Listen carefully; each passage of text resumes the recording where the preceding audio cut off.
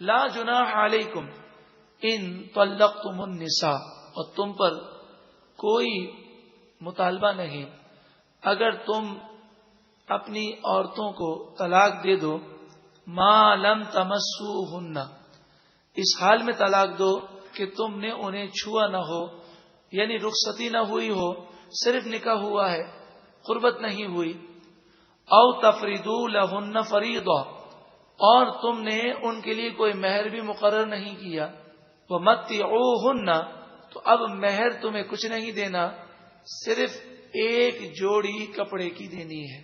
ایسی عورتیں جن سے صرف نکاح ہوا اور رخصتی نہیں ہوئی، قربت نہیں ہوئی، خلوت نہیں پائی گئی، اور پھر عورت کو طلاق دے دی گئی، تو مہر کچھ بھی نہیں ہوگا کیونکہ مہر مقرر نہیں کیا گیا، صرف اور صرف ایک کپڑے کی جوڑی دینی ہے، یعنی شلوار قمیض اور سر پر اوڑھنے کے لیے چادر کا کپڑا۔ علی الموسع قدرہ، سوال یہ ہے کہ اس کی مقدار کتنی ہونی چاہیے؟ تو شریعت نے فرمایا کہ مرد کی طاقت کو دیکھا جائے گا۔ علی الموسع قدرہ، یہ جوڑا اگر مرد موسی ہے، موسی کے معنی مالدار، تو مالدار پر اس کی طاقت کے مطابق ہے، وہ مہنگا کپڑا دے۔ وعلی المقتر قدرہ، اور جو غریب ہے وہ اپنی طاقت کے مطابق جوڑا دے۔ متاعا بالمعروف، دستور کے مطابق یہ سامان کا دینا ہے، حقا واجب ہے، علی المحسنین، مسلمانوں پر۔ وَإِن طَلَّقْتُمُوهُنَّ مِن قَبْلِ أَن تَمَسُّوهُنَّ، اور اے مردوں اگر تم نے طلاق دی اس سے پہلے کہ تم نے ہاتھ لگایا ہو، قربت نہ کی ہو، خلوت نہ پائی گئی، رخصتی نہ ہوئی، وَقَدْ فَرَضْتُمْ لَهُنَّ فَرِيضَةً، لیکن تم نے کوئی مہر کی مقدار مقرر کی تھی۔ پہلی صورت میں کیا تھا؟ مہر مقرر نہیں تھا تو کپڑے کی جوڑی، اور یہاں مہر مقرر ہے لیکن رخصتی کے بغیر طلاق ہو گئی۔ فَنِصْفُ مَا فَرَضْتُمْ، تو پھر تمہیں آدھا مہر دینا پڑے گا، إِلَّا أَن يَعْفُونَ، مگر یہ کہ عورت اگر معاف کر دے، عورت کو اختیار ہے، او يَعْفُوَ الَّذِي بِيَدِهِ عُقْدَةُ النِّكَاحِ، یا جس کے ہاتھ میں نکاح کی گرہ ہے یعنی مرد، وہ اگر زیادہ دینا چاہے تو اس کی اجازت ہے۔ وَأَن تَعْفُوا أَقْرَبُ لِلتَّقْوَى، قرآن نے فرمایا اور اے مردوں تم زیادہ دو، یہ تقوی کے زیادہ قریب ہے، تو مرد کو چاہیے کہ نصف مہر سے زیادہ دے۔ وَلَا تَنْسَوُا الْفَضْلَ بَيْنَكُمْ، اب جو ہوا وہ سو ہوا، اب یہ نہ ہو کہ جب طلاق کی صورت میں دونوں کی جدائی ہو تو پھر وہ ایک دوسرے پر الزام ہی لگاتے رہیں، بلکہ فرمایا مہر بھی دو۔ وَلَا تَنْسَوُا الْفَضْلَ بَيْنَكُمْ، آپس میں فضل و احسان کرنا نہ بھولو، چاہیے کہ کوئی آپس میں تحفہ تحائف دے کر بات کو ختم کر کے کہ اب کوئی کسی کی غیبت نہیں کرے گا اور تہمت نہیں لگائی جائے گی اور معاملہ یہیں پہ ختم کر دیا جائے، کیونکہ جس عورت کو تم نے طلاق دی ہے وہ بھی تو کسی کی بہن ہے۔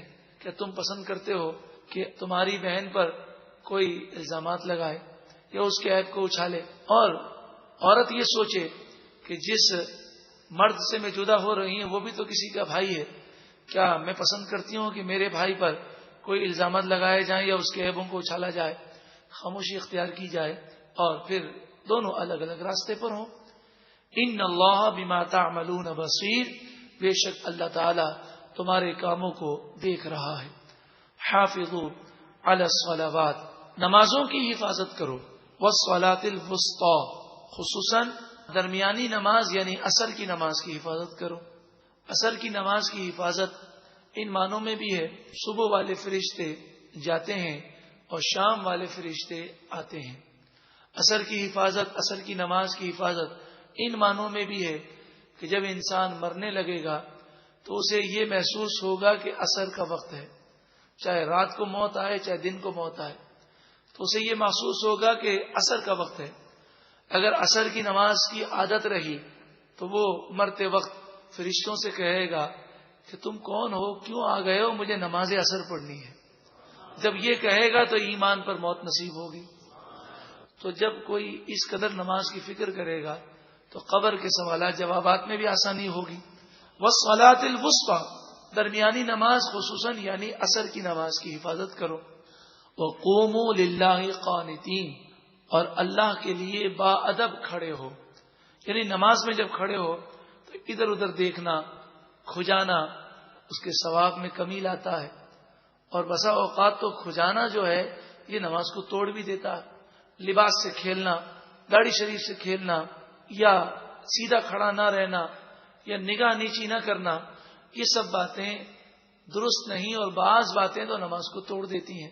وَقُومُوا لِلَّهِ قَانِتِينَ اور اللہ کے دربار میں با ادب کھڑے رہو. فَإِنْ خِفْتُمْ پس اگر تم خوف کرو فَرِجَالًا أَوْ رُكْبَانًا تو تمہاری جو بھی طاقت ہو. رجال کے معنی ہے پیدل، رکبانہ کے معنی ہے سوار ہو کر. جب تم خوف کی حالت میں ہو تو چاہو تو پیدل نماز پڑھ لو، چاہے سوار ہو کر نماز پڑھ لو. فَإِذَا أَمِنْتُمْ پھر جب تم امن کی حالت میں ہو فَاذْكُرُوا اللَّهَ كَمَا عَلَّمَكُمْ تو اللہ کو ویسے یاد کرو جیسا اللہ نے تمہیں سکھایا. مَا لَمْ تَكُونُوا تَعْلَمُونَ وہ باتیں اللہ نے تمہیں سکھائی جو تم نہیں جانتے تھے. وَالَّذِينَ يُتَوَفَّوْنَ مِنْكُمْ اور تم میں سے جو انتقال کر جائیں. وَيَذَرُونَ أَزْوَاجًا اور بیویاں چھوڑ جائیں. وَصِيَّةً لِأَزْوَاجِهِمْ ان پر لازم ہے اپنی بیویوں کے لیے وصیت کریں. متاعًا سامان کی، نا نفقہ اور خرچے کی، الی الحول ایک سال تک، غیر اخراج بغیر نکالے ہوئے. یعنی وہ وصیت کر کے جائیں کہ میری بیوی میرے گھر میں ایک سال رہے گی اور اسے ایک سال تک خرچہ دیا جائے گا.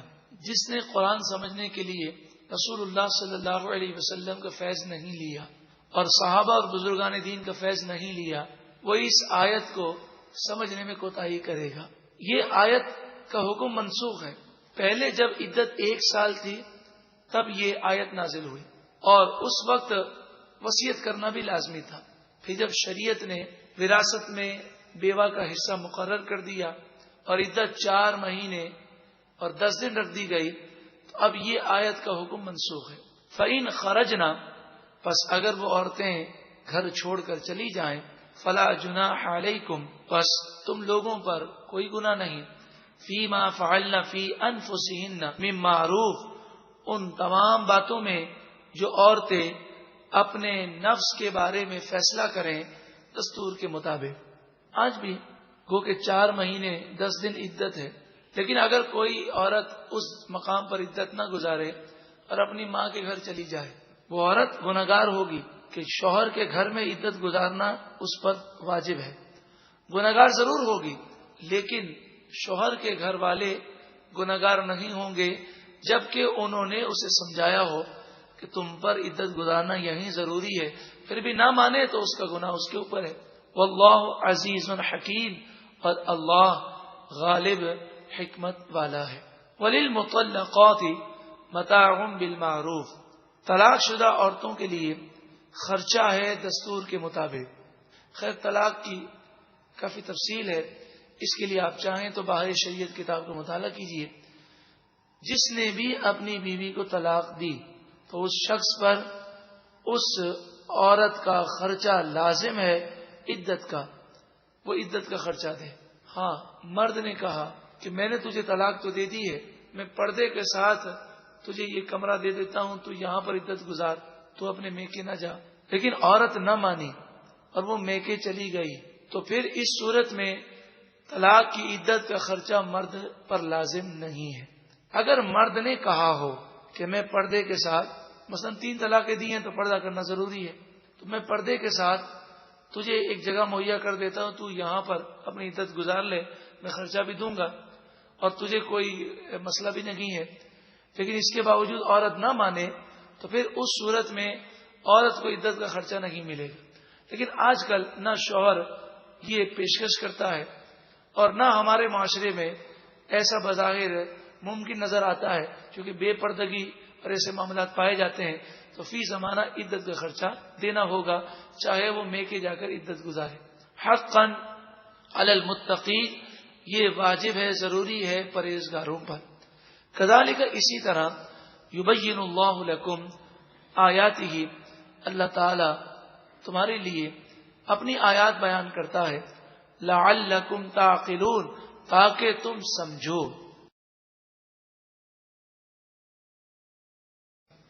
لا جناح علیکم ان طلقتم النساء، اور تم پر کوئی مطالبہ نہیں اگر تم اپنی عورتوں کو طلاق دے دو، ما لم تمسوہن، اس حال میں طلاق دو کہ تم نے انہیں چھوا نہ ہو، یعنی رخصتی نہ ہوئی ہو، صرف نکاح ہوا ہے، قربت نہیں ہوئی۔ او تفریدوا لہن فریضہ، اور تم نے ان کے لیے کوئی مہر بھی مقرر نہیں کیا۔ ومتعوہن، تو اب مہر تمہیں کچھ نہیں دینا، صرف ایک جوڑی کپڑے کی دینی ہے۔ ایسی عورتیں جن سے صرف نکاح ہوا اور رخصتی نہیں ہوئی، قربت نہیں ہوئی۔